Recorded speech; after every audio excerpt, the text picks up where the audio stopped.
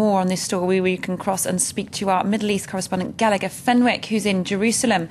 Gallagher, so it's not confirmed yet that direct talks will resume, but what information do we have? Well, exactly. At this point, here's what we're hearing from White House officials. They're telling us that a formal announcement should be made this Friday declaring the resumption of direct negotiations between the Palestinians and the Israelis, but they're also cautioning that the final details are still being worked out. The U.S.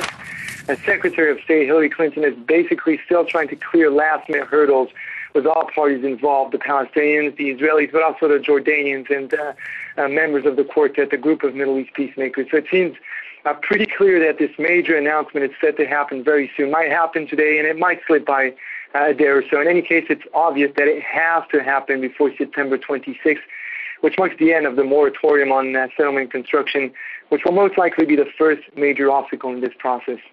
Well, even when the negotiations are announced, there's an awful lot of ground to cover. What are the next steps going to be?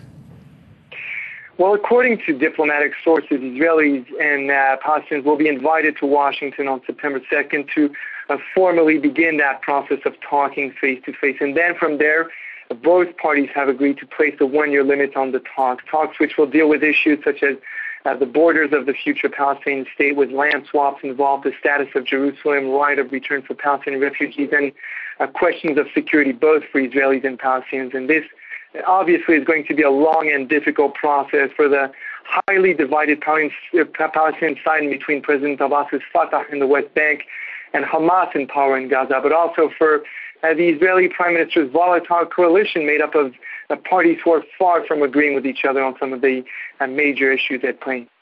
Okay, Gallagher Fenwick reporting from Jerusalem. Thanks very much indeed for that.